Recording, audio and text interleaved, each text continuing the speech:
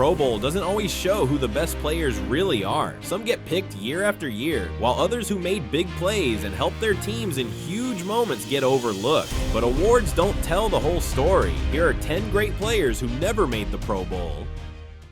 Number 10. London Fletcher. Let's begin with a name that truly defines this conversation, London Fletcher. He wasn't picked in the 1998 NFL Draft. Most teams looked the other way. But Fletcher didn't let that stop him. He went on to build one of the most impressive and consistent careers in NFL history. For 16 straight seasons, he suited up and played every single game, a total of 256 in a row. That's incredibly rare for a linebacker, a position built on hard hits and heavy contact. Even more impressive, he never missed a game due to injury. Fletcher carved out his place with the Saints, Louis Rams, where he helped anchor the defense during the legendary Greatest Show on Turf era. That team was known for lighting up scoreboards, but Fletcher held it down on defense and helped lead them to a win in Super Bowl 34. From there, he became the heart and soul of the defense in Buffalo, piling up tackles like clockwork. Later in Washington, he wore the captain's patch with pride, becoming a true leader whose football IQ lifted the entire defense. His career numbers were no joke. Over 2,000 tackles, 39 sacks, and 23 interceptions. He was the one calling plays, reading offenses, and making key stops week after week.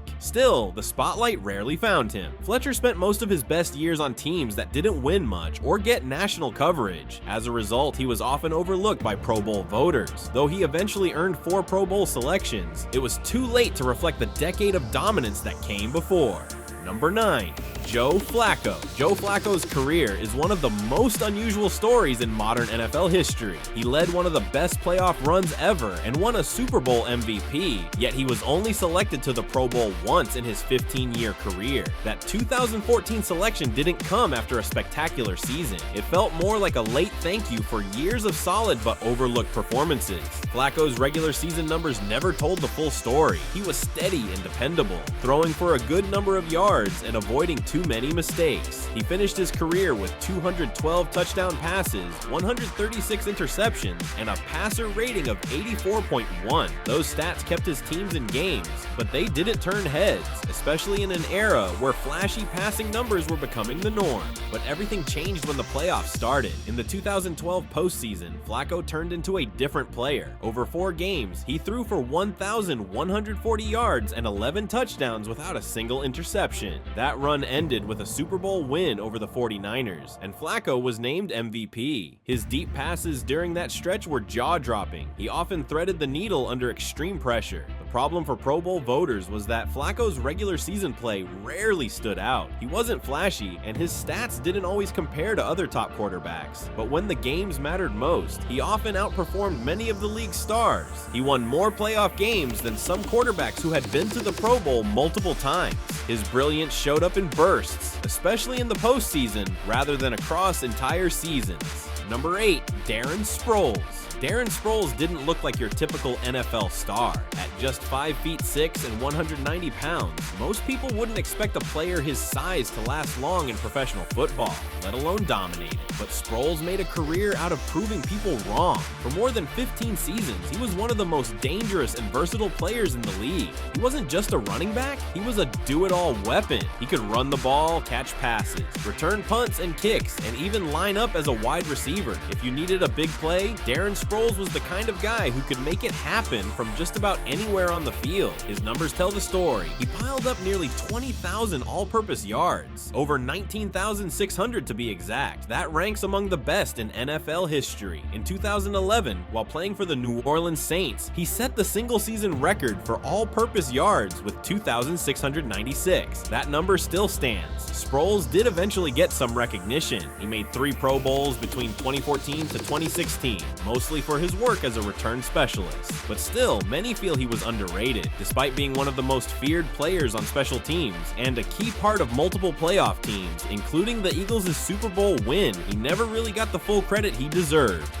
Part of the reason is that he didn't fit into the usual boxes. He wasn't a traditional running back, and he wasn't a full-time receiver either. He was somewhere in between. Number 7. Ken Riley. Ken Riley's story is perhaps the most heartbreaking on this entire list, and it carries an emotional weight that makes it even more powerful. Riley spent his entire 15-year career with the Cincinnati Bengals, quietly building one of the most impressive cornerback resumes in NFL history while receiving virtually no national recognition. Riley's 65 career interceptions rank 5th all-time in NFL history. He was ahead of Hall of Famers like Mel Blount, Ronnie Lott, and Dick Night Train Lane. Yet Riley never made a single Pro Bowl during his career, never received All-Pro recognition, and was virtually ignored by the Hall of Fame for decades. He played for Cincinnati teams that were often mediocre, spending much of his career on clubs that struggled to reach .50. He played in an era when AFC cornerbacks were loaded with talent, competing against the likes of Mel Blount and Mike Haynes for recognition. Most importantly, he played his entire career in Cincinnati, a small market that didn't generate the media attention of New York, Dallas, or San Francisco. The emotional hook to Riley's story is that he was finally inducted into the Pro Football Hall of Fame in 2023, but he had passed away in 2020, never knowing that he would finally receive the recognition he deserved. Number 6. Joey Galloway.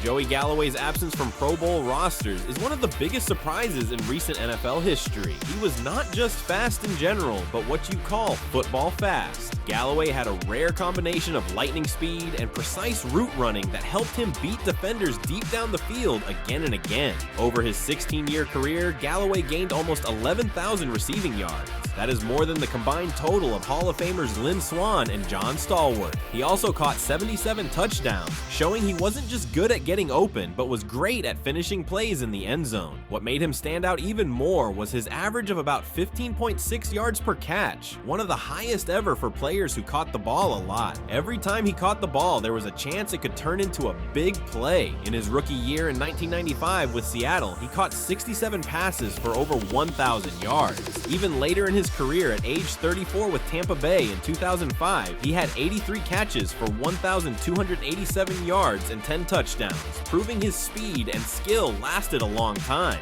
Number 5. Marquez Colston. Marquez Colston's NFL career is one of the great unsung stories in football. He played 10 full seasons for the New Orleans Saints, steadily building one of the most consistent and productive careers of any wide receiver in his era. Yet somehow, not once was he named to a Pro Bowl. From the start, Colston proved he belonged. A 7th-round draft pick, he quickly became Drew Brees' most trusted target. Year after year, he delivered. He finished with nearly 10,000 receiving yards and 72 touchdowns, including 6 seasons with over 1,000 yards. He was a key part of the Saints' offense, especially during their 2009 Super Bowl run, where he made big plays when it mattered most. What made Colston special was not just his size or athletic ability. At 6 feet 4 inches and 225 pounds, he was a tough matchup for any defender, but it was also his strong work ethic, focus, and ability to perform under pressure that stood out. He didn't seek attention, he didn't complain, he just produced. Colston may have never made a Pro Bowl, but anyone who watched him knows he was one of the best receivers of his time and earned every bit of respect he got. Number 4, Reggie Bush. Reggie Bush came into the NFL in 2006 with sky-high expectations. He had just won the Heisman Trophy and was one of the most exciting college players anyone had ever seen. The New Orleans Saints picked him 2nd overall, hoping he would change the way running backs were used in the league. In many ways, Bush did just that, although not in the way most people expected. He wasn't the kind of back who would carry the ball 25 times a game and grind out yards between the tackles. Instead, Bush was a game changer with the ball in space. He made defenses nervous every time he touched the ball, especially as a receiver coming out of the backfield. During his prime, he regularly caught over 50 passes a season, turning simple screen plays and checkdowns into big gains thanks to his speed, vision, and burst. In 2011, while playing for the Miami Dolphins, Bush put up one of the best seasons of his career. He racked up nearly 1,700 total yards from scrimmage, combining rushing and receiving, yet somehow didn't make the Pro Bowl. It was a head-scratching snub that showed how underappreciated his skill set was at the time. Number 3 point, Julian Edelman point. If the Pro Bowl rewarded players for stepping up when it mattered most, Julian Edelman would have been a regular. Instead, the former college quarterback from Kent State became one of the most reliable receivers in New England Patriots history, yet never received a single Pro Bowl nod. Edelman's regular season stats are solid: 620 catches and 6,822 receiving yards. These are good numbers, but nothing that jumped off the page. However, in the playoffs, he turned into a different player. He made big plays in big games again and again. His 118 postseason receptions are the second most in NFL history, behind only the legendary Jerry Rice. His performances in Super Bowls, especially against the Seahawks and Falcons, were unforgettable. Take the 2018 season as an example. Edelman caught 74 passes for 850 yards during the regular season. That alone didn't earn him a Pro Bowl spot, but once the playoffs started, he exploded. He caught 26 passes for 388 yards in 4 games and helped the Patriots win another title, earning Super Bowl MVP in the process. He was one of the most valuable players in football that season, but still didn't get individual recognition. Number 2, Simon Fletcher. When you talk about great pass rushers from the NFL's past, Simon Fletcher deserves a top spot. For 11 straight seasons, he wore the Denver Broncos jersey and made life miserable for opposing quarterbacks. With 97.5 career sacks, Fletcher was the Broncos' all-time sack leader for decades, and somehow he never made a single Pro Bowl. Fletcher was the definition of consistent. As an outside linebacker in Denver's 3-4 defense, he brought speed, strength, and non-stop energy off the edge. He had a knack for getting to the quarterback no matter who stood in his way. Year after year, he delivered, and he did it at the highest levels, including 3 Super Bowl appearances with Denver. His most dominant season came in 1992. That year, he racked up 16 sacks, forced 5 fumbles, and made 99 tackles. Those numbers would land most players a Pro Bowl invite without question, but Fletcher got snubbed again, while other players with lesser stats were picked instead. Number 1, Joe Ferguson.